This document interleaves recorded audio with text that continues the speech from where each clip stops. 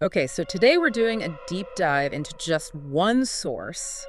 It's quite something, a personal story someone shared online about a truly terrifying night. Yeah, and our plan is basically to walk through it step by step, just as they described it. Exactly, and really pull out the main lesson, the thing they wanted everyone to understand about, well, listening to your gut. It's fascinating because the whole thing turns on something really hard to pin down, a feeling, this sense of Yeah. unease that just appears. Right, and it starts, well, normally. Middle of the night, you're asleep downstairs, and a sound wakes you up. Not a crash or anything, just water running upstairs. Yeah, annoying, right. The author's first reaction wasn't fear, it was just, ugh, I want quiet. So they dragged themselves out of bed to sort it out. That normal reaction, that annoyance, really sets up the shift later. Mhm. They're not primed for danger at all, just Yeah. a leaky faucet or something. Totally. So they head upstairs, hallway, bathroom door. It's slightly open, the lights off inside. But you can clearly see, or, well, hear and probably see dimly, the faucet is just gushing, full blast. Seems simple. Walk in, turn off tap, done. But this is the moment. Right before reaching the door, the source says they got hit with this sudden, really intense, creepy feeling. Yeah, they really stress this. No sound, no sight yet, just this overwhelming sense that something is seriously wrong.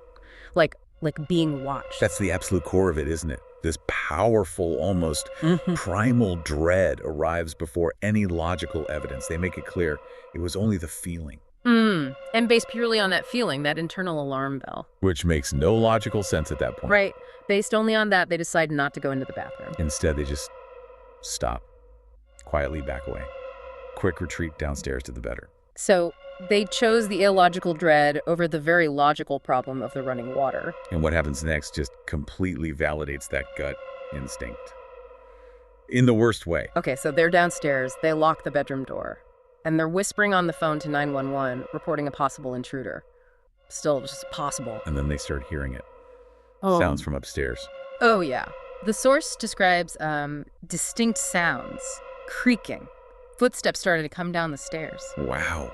And then even worse, the sound of other doors opening downstairs. Like someone is methodically searching the house. Searching for them, maybe? The fear they describe, hiding in the bedroom, hearing this. It's Yeah. just, yeah. They mention being on the phone, crying, trying to hide deeper in the closet. And the 911 dispatcher is telling them, stay calm, try to find something, anything for protection. The tension must have been unbearable. But thankfully, the sounds did eventually stop. And the police got there pretty quick, about 10 minutes after the call, the source says. Okay. Police arrive, do a full search of the house. Nothing. No one there. No sign of forced entry. Nothing disturbed except that faucet. Whoever it was, assuming the sounds were real, was gone. Which leads us straight back to the author's main point, their absolute conviction about what happened. They are completely certain, they say it flat out, trusting that initial creepy feeling at the bathroom door saved them.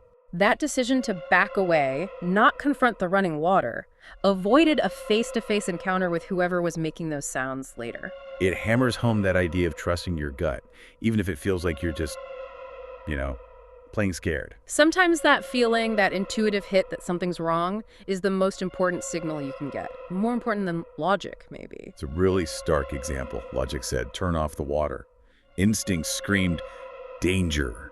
So the question this leaves you with is, well, what about those feelings? Those moments of just deep, unexplainable unease. How seriously should you take them? Yeah, when there's no obvious threat right in front of you, but something inside is just yelling, run.